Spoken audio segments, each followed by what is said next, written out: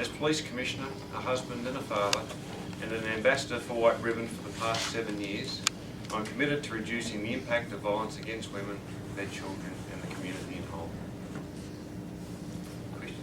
So today you've sort of released a number picture of how many calls police receive for domestic violence incidences. Can you take us through those numbers? It's quite a frightening statistics when you start going through the numbers, but it's important to remember that violence in our community against women and children is certainly underreported.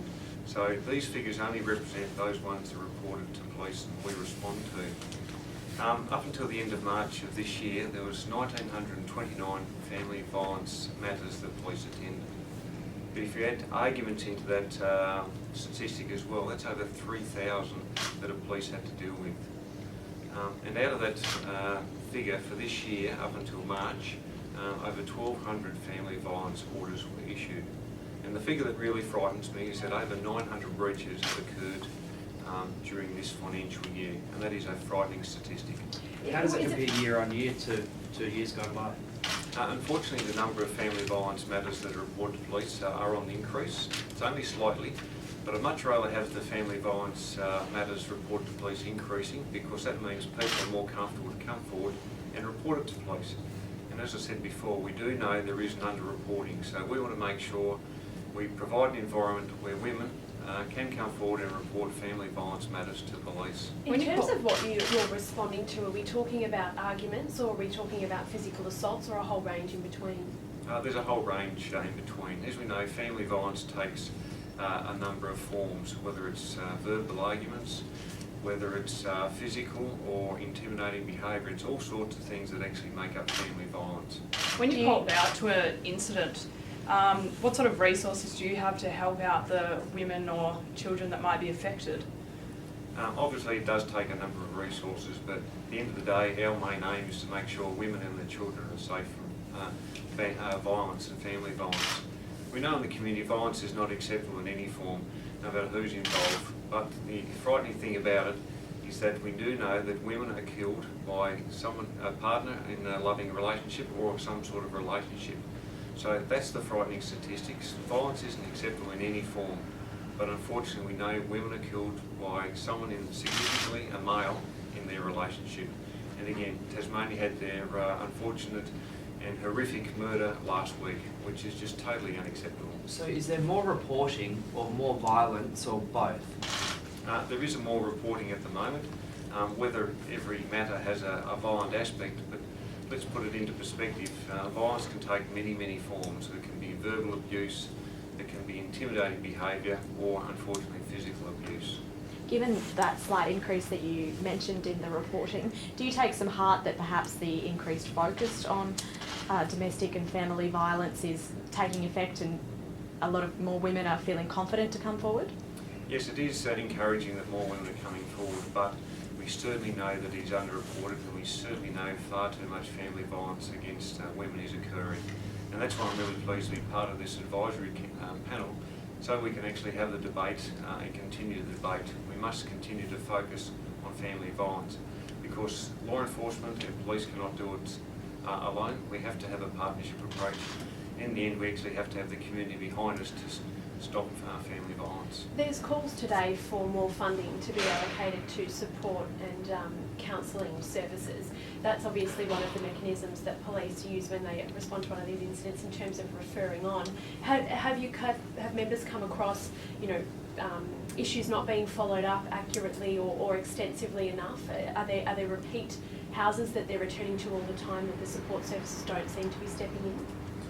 Police, as I said, attend many instances, and I have to say that the various service providers in Tasmania do a terrific job, whether it's on a volunteer basis or on a funded basis.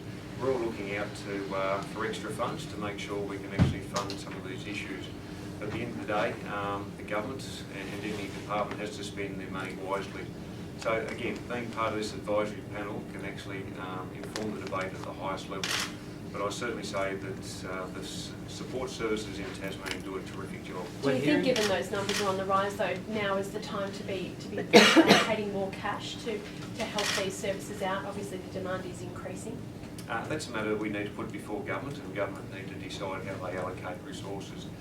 But from a law enforcement perspective, we'll continue to do the job, and we'll continue to respond when it's reported to us. But again, this is a whole of community education process. We've got to make sure that we educate our sons, the fathers and husbands in our community to say that violence is not acceptable. We've got to make a generational change.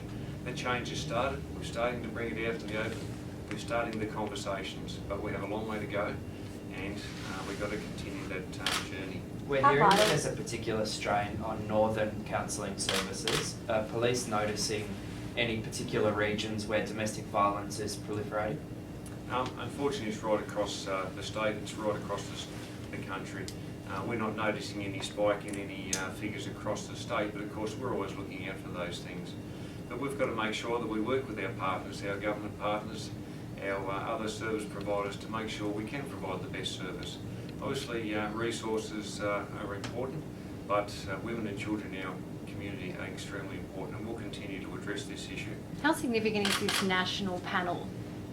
The national panel is very significant, and as I said, I'm really pleased to be able to join the panel so we can inform the debate at the highest levels and provide recommendations to the Council of Australian Governments. Would it be fair to say, in terms of the issues that police are responding to at the moment right across the state, domestic violence is one of the biggest workloads? It's certainly a big workload for policing resources, so we've got to make sure that we continue to provide a quality service to the women and children in Tasmania. But as I said, we can't arrest our way into this. We have to join with all our partners, and again, it's a community responsibility, and we must continue to work with all the community. Do you believe that there's a need for a more integrated response between police, government agencies, support services, those sort of things? Do you think there's a need for more cohesive work between all the different agencies? I have to say, as a Tasmanian government and a department within this government, we work really closely with our partners and other government agencies. We're completing reviews as we speak to make sure we continue to provide the best service we possibly can. So we have the luxury of having a small state service that we actually know one another. We can form those valuable responsibilities and relationships so we can provide the best service. But we're always reviewing it, and we've always got to try and get better at this, and especially having the aim of reducing and stopping violence against women and children. From an operational point of view, what do members do once they're called to an incident like this and they obviously see what's happening in a home? Where do they take that from there? Obviously, they've got to assess the situation, and there's a number of policies and procedures that are set down that they need to follow.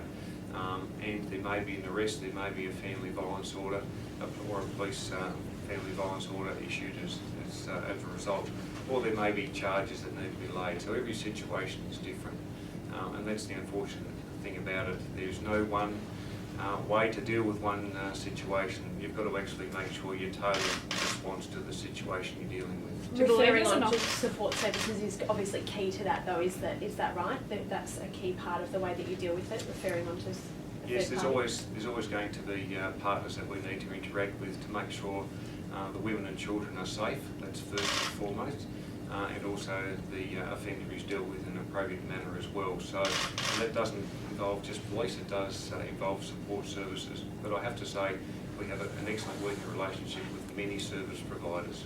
Do you think there's enough measures in place from the police point of view to, stop multiple incidences occurring? Unfortunately, we'd like to say that we have a multi-pronged approach, which we do.